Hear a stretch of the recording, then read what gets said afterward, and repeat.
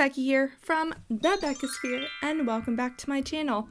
And we are doing the monthly climate recap, which will soon be the weekly climate recap because, boy, do a lot of things happen nowadays. So yeah, let's go ahead and get into this month anyways, featuring Rue. 5 minutes later. Down from what we need to hit, which is 1 point. Okay, this isn't working, Rue. I'm sorry, man. This isn't working. If you sat here, that would be adorable, but you're not. You're down. You're done. Okay. So, May started with a new study by the Climate Action Tracker, which calculated that the promises countries made this Earth Day would result in a 2.4 degrees warming, down by just 0.2 degrees Celsius. As a reminder, we need to hit 1.5 degrees Celsius to avoid the biggest catastrophe of climate change, so we still have a lot of work to do. The National Oceanic and Atmospheric Administration, or NOAA, updated a weather and climate database called U.S. Climate Norms with the past 10 years of data. They have done this since 1901 to create an average climate and weather conditions for every place in the U.S. at any time. Well, the new normal from the beginning of 1991 to the end of 2020 is hotter and actually wetter than any 20-year increments before. You can look at how your region has changed over the years in the NOAA link in the resources below. Warning, this site is a little bit slow because it has a lot of data. The Asian Development Bank, ADB, announced that it is officially ending all financing for coal mining and power plants and banned support for oil and gas production, though they still support natural gas. RMS, one of the world's leading catastrophic risk modeling companies, recently created a climate change models to empower businesses and governments to make better risk assessments in regards to changing climate. The models revealed, based on today's exposures, that the insured annual losses of North Atlantic hurricane wind could increase by as much as 24% by 2050, and the European flood risk could increase by up to 59% by 2050. The Bank of France's bank supervisory arm published what is called the world's first climate-related stress test on banks by conducting a voluntary pilot test on 9 banks and 15 insurers. The company allowed for future scenarios of climate action that would impact financial institutions from 2020 to 2050. The test found moderate risks with noticeably increased claims and premiums. The Bank of France first Deputy Governor Denis Beau summed up the results. Quote, "In the light of these results, banking institutions and insurers now need to step up their efforts to combat climate change by integrating the risks associated with climate change into their financial risk assessment process." Biden signed an executive order to establish the Climate Change Support Office within the Department of State. The CCSO director, which will be appointed by the Secretary of State Anthony Blinken, will support bi- and multilateral engagement that enhance the U.S.'s climate action. The British consumer goods giant Unilever announced their new plan to reach net zero across their supply chain by 2039. This comes after 99% of their shareholders voted in favor of the plan. The resolution is non-binding. Impossible Foods can now officially sell products to kids after securing child nutrition labels through the USDA for Impossible Burger. The company pushed for this using the results of a recent survey of 1,200 K-12 students across America about climate change topics, including that 4 in 5 students were somewhat to extremely familiar with climate change. 62% say it's taught in school, which is not enough, and 7 out of 10 felt that they had the power to do something about climate change, which is good. Yet 97% of students still ate meat in school every day, showing a disconnect between students wanting to act and actually being able to make lifestyle changes. 63% of these students said that they would decrease their meat consumption after reading up on agriculture's environmental impact. The vice president of communications at Impossible Foods had this to say, quote, Kids provide an enormous and largely unexplored opportunity for environmental progress. They care about climate change and they want to do something about it, and data shows that they have a significant influence over family meal decisions. Our CN label launch is just the beginning of Impossible Foods engaging this next crucial generation. Impossible Foods is now running pilot K-12 programs in Palo Alto, California, Aberdeen, Washington, and Union City, Oklahoma. The EPA released data after a totally unexplainable 4-year gap showing that climate change is already impacting Americans. They used 54 separate indicators such as Lyme disease, drought, and leaf and bloom dates to create an overall picture of how climate change is already affecting different parts of the country. COP26 President-designate and UK climate czar Alok Sharma announced that coal must go completely if we are to have a shot of avoiding the worst impacts of climate change. He recommends by 2025. Again, COP26 is the next international climate summit to take place, and it will be hosted by the UK in Glasgow this November. Sir David Attenborough, voice of Planet Earth and many other wildlife documentaries, has been named COP26 People Advocate at age 95. Spain adopted a new law to become carbon neutral by 2050. The plan includes a goal of dropping emissions 23% by 2030 compared to 1990 levels, which is still much less ambitious than other European countries. Some other details of Spain's plan include phasing out combustion engines by 2040 and requiring cities with over 500,000 inhabitants to create low carbon emission zones. These zones might look like no car areas, for example. A new report by the data analysis company Varick Maplecroft, the first of their Cities at Risk series, found that 99 of the 100 cities most exposed to climate change and environmental stressors are located in Asia, with 37 being in China and 43 being in India. I apologize ahead of time for butchering some of these names. I am a lowly American.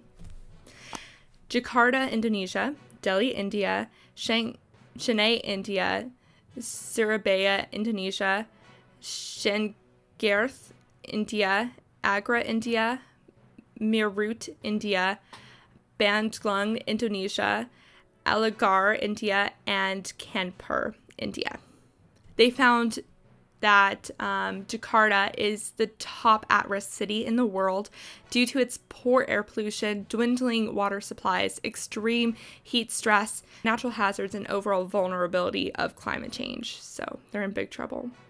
A new Harvard study revealed using an artificial intelligence approach that between 1977 and 2014, 80% of ExxonMobil's internal climate change research supported that human-caused activity was a contributor to climate change. However, 80% of the fossil fuel companies' public statements released during that same time frame downplayed the impact of humans on climate change.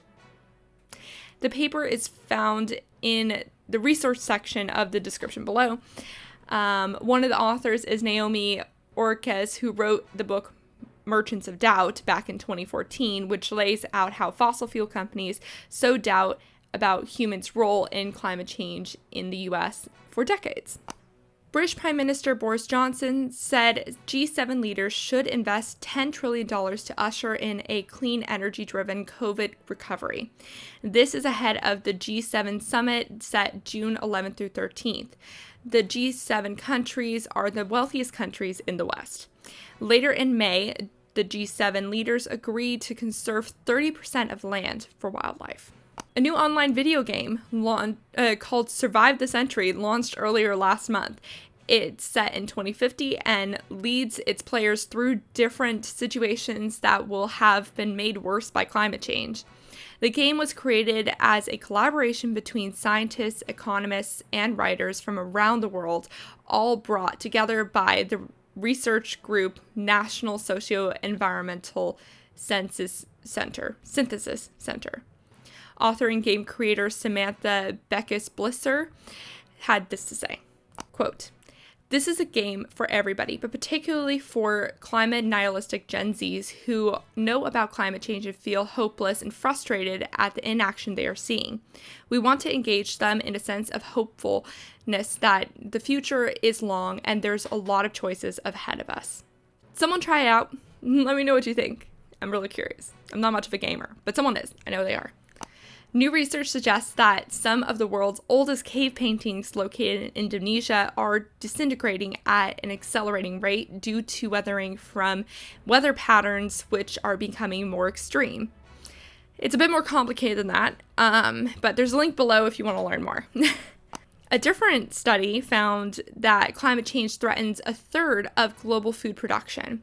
While we've known for a while that climate change would harm the food systems, this is the first study to show what regions will be most impacted by climate change based in different possible scenarios. Places in red in the map can risk up to 95% of their crop population due to climate factors like rainfall, aridity, and temperature. But it's not all a done deal. The authors stress that this most catastrophic outcome can be avoided if collectively we reduce emissions now. And yet another study stresses the importance of valuing nature-based solutions like restoration of ecosystems and land management. It's surely cheaper and more effective than carbon capturing and planting new trees. The Madison Square Park Conservancy and the Natural Areas Conservancy commissioned artist Maya Lin to create an art exhibit to put in a Manhattan park. Maya planted a ghost forest of 49 dead Atlantic white cedar trees who died from saltwater inhalation in New Jersey. Maya explained how trees die from climate change in the U.S. alone. Quote, "In California, it's forest fires. In the East Coast, it's rising seas, saltwater inundation." Biden signed another executive order with the Secretary of Treasury, Janet Yellen, and other members of the Financial Stability Oversight Council to measure the financial implications of climate change in the U.S. He suggests the council provide recommendations to financial institutions in 6 months and directs it to be a whole government approach. You can read it in full below. The International Energy Agency, or IEA, released its roadmap for reaching global carbon neutrality or staying under 1.5 degrees Celsius warming by 2050. They state the annual clean energy investment worldwide needs to be more than triple by 2030 to around $4 trillion. They also emphasize sales for fossil fuel boilers needs to stop immediately. There's so many other pieces of this roadmap to cover, so if you comment below that you would like me to dedicate a whole video to it, I'll do it. Or you can check it out yourself, and it is in the resource section below. The U.S. climate envoy, John Kerry, met with Catholic Pope Francis about climate change this last month. Fun fact. Meanwhile, in Australia, thousands of students walked out from school to protest lack of government action on climate change. The mass school strikes were organized by School Strike for Climate.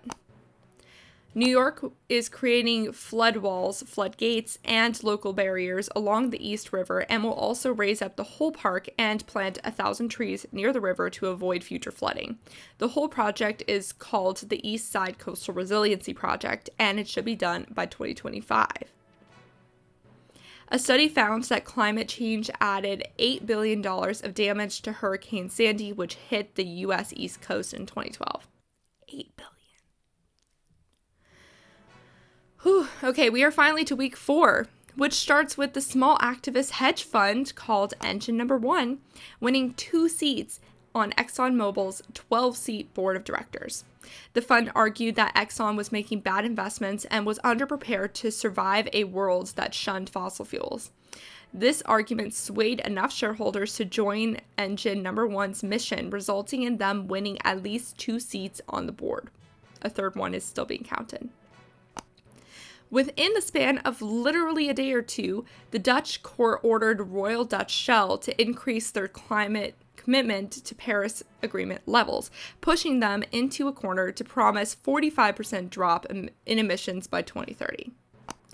In lieu of the youth climate strikes, the court ruled the government has a duty to protect the health of miners from climate change and is abusing their responsibility with the most recent Vickery coal mining expansion.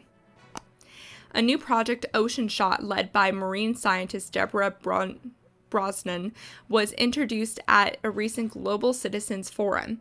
It will work to find the best coral restoration technology to speed up coral regrowth in areas that have experienced mass die-outs.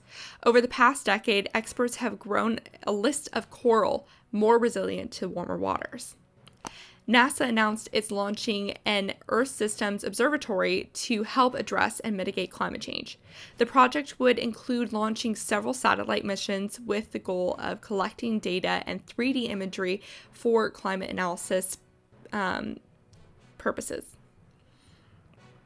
A study commissioned by Greenpeace and the World Wildlife Foundation, or WWF, determined that the UK's financial sector is responsible for increasing the UK's greenhouse gas emissions by 1.8 times.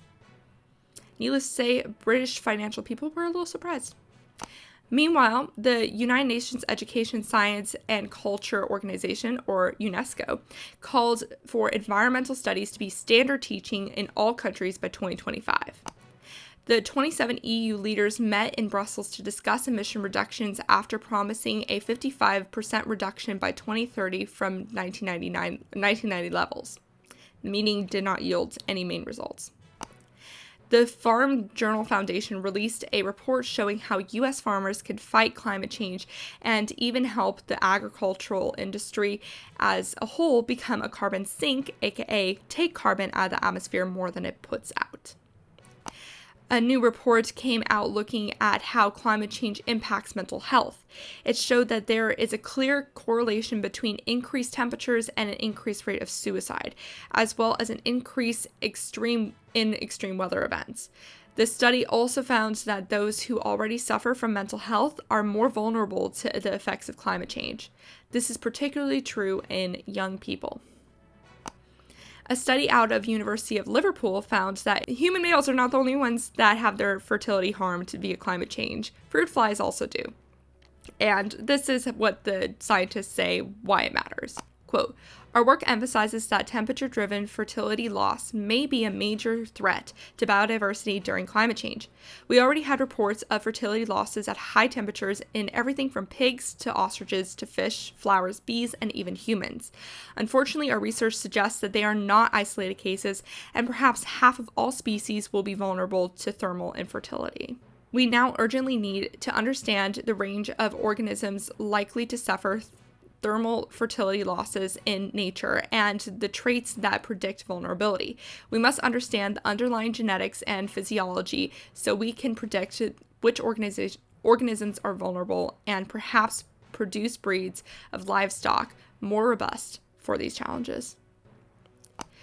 New U.S. bill proposed have suggested that climate resilience and carbon capture and storage technology are two areas that might find bipartisan support, based on current bills that are being produced. Meanwhile, the U.S. Supreme Court moved 3 cases against fossil fuel companies back to lower courts, which is really good news because states are more likely to sue fossil fuels than federal government. Pew Research published a research analysis which concluded, unsurprisingly, that Gen Z is the most active in political action surrounding climate action, with 32% of them saying they've done actions like donating money, contacting an elected official, volunteering, or attending a rally, with millennials in close second at 28%. Gen Z also leads in climate anxiety, with 7 out of 10 reporting experiencing anxiety around climate change. Millennials were 6 out of 10. The only time millennials beat out Gen Z was when both parties were asked, should climate change be a top priority to ensure a sustainable planet for future generations? 71% of millennials said yes, compared to 67% of Gen Z, which is really interesting. And Gen X was actually close to like 63%, and Boomers was like 57%. My guess on why millennials beat out Gen Z for this is because Gen Z is split between multiple crises, including racial justice, which is very much interconnected with climate change. There's also other results they found, which will be down below. A study by dozens of researchers from around the globe found that over a third of the world's heat deaths now can be attributed to climate change. They looked at 732 cities from 1991 to 2018. So 37% of the deaths, which is about a third, it equates to 9,700 deaths in just those cities. South Korea announced it would stop all international coal finance and encourage other government and private sector entities to do the same. This was during the Partnering for Green Growth and Global Goals 2030, or P4G, which took place May 30 to 31st, which had countries such as Japan, China, and other countries talking about water, energy, food and agriculture, and creating a circulatory economy. During the event, UN Chief Antonio Guterres called all the main countries to propose new nationally determined contributions to close the gap between now and 2030 and 2030 and 2050, which is where there were different goals set. So he wants something in between those two. And that was the climate recap for May. Do you see how I need to do weekly ones now? I swear it's tripled since I started this channel. And if I missed anything, which I'm sure I did, please pop it in the comments below. I'd greatly appreciate that. With preferably a link for other people in the Beccasphere to check it out. And finally, keep in mind that the book club session will be premiering at 6 p.m. Pacific Standard Time. Remember to support your local news organizations and to talk about the climate every single day because it's essential to do so. We can't solve a problem if we don't talk about it. Yep. Okay. Bye. Thanks for coming to the climate recap. Oh, I'm